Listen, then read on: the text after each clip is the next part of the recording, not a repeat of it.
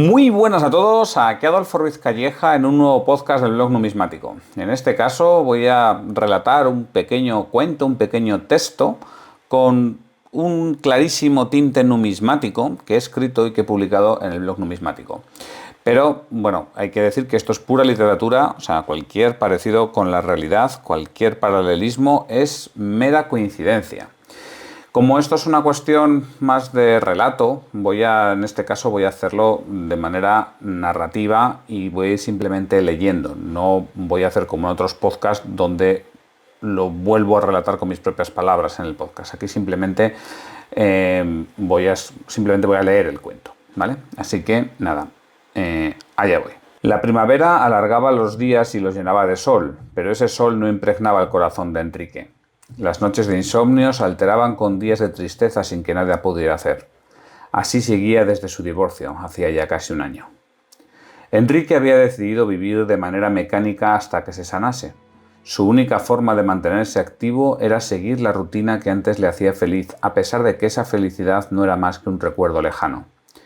Ni se acordaba de la última vez que sonrió. Pero él actuó igual. Se levantaba, iba al trabajo, comía, iba al gimnasio, veía una película, se acostaba. Incluso sus vicios seguían siendo los mismos. El fin de semana salía con sus amigos, hacía pequeñas excursiones, miraba su colección de monedas, todo igual. Todo era lo mismo que antes, pero sin alegría. Y lo que es peor, sin esperanza de que regresase la alegría. Una de esas tardes vio una subasta con bastantes monedas romanas. De forma rutinaria pujó por 30 o 40 piezas, dándole igual si se adjudicaba alguna. Él simplemente pujaba por costumbre, porque era lo que tenía que hacer. Unos días más tarde vio que se adjudicó 4 monedas. Quiso la suerte, o la diosa fortuna, que las 4 fueran bronces de la serie Fel Tem Reparatio y portasen diversos reversos. Las pagó y a los pocos días le llegaron. Con ellas en las manos comenzó a estudiarlas. Enrique miró sus monedas. 2 de ellas eran de Constancio II y otras 2 de Constante. Ambos eran hijos de Constantino el Grande y gobernaron la parte oriental y occidental del imperio respectivamente, con muchísimos problemas. Tras el férreo liderazgo de Constantino, Roma sintió un vacío de poder que se tradujo en guerras civiles fratricidas y en varias usurpaciones. Este momento de caos político se acompañaba de unos enormes cambios a nivel económico, social, religioso y cultural. Probablemente el siglo IV sea el momento en el que la cultura occidental haya sufrido un mayor cambio. El punto de inflexión en el que la Edad Antigua se transforma para asentar las bases de lo que mucho tiempo después vino a llamarse Edad Media. Tras fijarse en cómo se representaban los emperadores, Enrique giró sus monedas para observar el reverso. Se fijó en los motivos de los reversos y consultó algunas webs para comprenderlos. El primero representa a un soldado romano ajusticiando a un bárbaro una vez que éste había caído de su caballo. El segundo muestra al emperador con un lábaro y 2 cautivos a sus pies. El tercero plasma al emperador, siempre bien pertrechado, que conduce y guía a un bárbaro fuera de la cabaña de palmeras. El cuarto muestra al emperador vestido de militar sobre un barco, portando un ave fénix en su mano derecha y un lábaro en la izquierda. Tras él, la Victoria maneja el timón.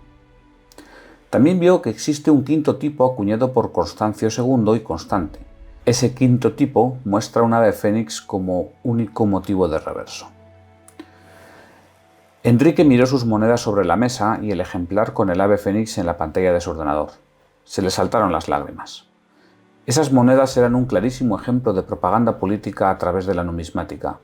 Se emitieron a partir de la reforma del año 348, cuando Roma estaba hecha jirones.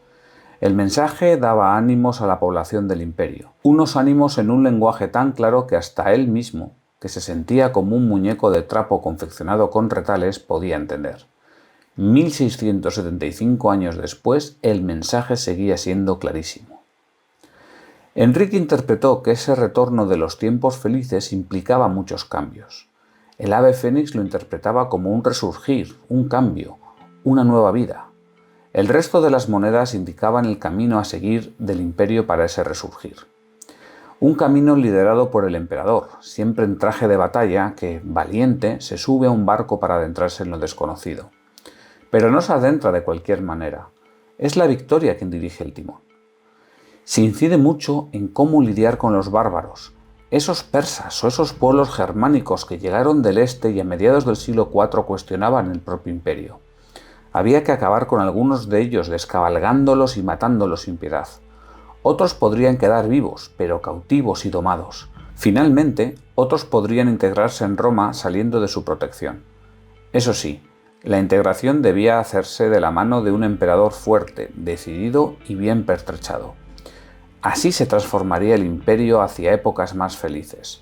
Una transformación que ya había comenzado. El lábaro del emperador era un estandarte cristiano y, recordemos, que por entonces era una novedosa religión proveniente del este. Enrique podría entrar en cuestiones mucho más técnicas, podría haber estudiado las 15 cecas que emitieron esas monedas e ir analizando las diferencias entre ellas. Podría haberse fijado en las emisiones de Magnencio con esa misma leyenda, las que están a nombre del César Juliano II y el César Constancio Galo, las de Procopio con la leyenda alterada o las imitaciones bárbaras y las conocidas como de Carausio II. Además, hay emisiones en oro y plata que se pueden analizar. También podría entrar a profundizar en la reforma monetaria del 348, en la diferencia de valor, peso y contenido en plata de las distintas emisiones, o abordar los temas iconográficos de la serie en relación a la historia de la numismática romana y a las celebraciones del año 1100 romano. Incluso se podría hablar de aspectos botánicos, teniendo en cuenta cómo se representan las palmeras en distintas cecas. Pero nada de todo eso importaba ahora a Enrique. Lo único que le importaba era el mensaje y para ello no hacía falta saber de numismática. Los romanos del siglo IV no sabían numismática y también lo entendieron, al igual que los habitantes de San Petersburgo entendieron la séptima de Sostakovich. No era necesario saber solfeo para encontrar un aliento de esperanza al escuchar esa sinfonía entre los escombros de Stalingrado el 5 de marzo de 1942. La serie Feltem Reparatio hablaba a Enrique en un lenguaje muy claro. Acepta que ya no eres el mismo, al igual que lo aceptó el emperador que portaba un lábaro cristiano. Adéntrate en un mar desconocido, el timón lo lleva a la victoria, y vence tus miedos internos, mátalos, captúralos o intégralos. Roma se transformó para perdurar. Roma eres tú.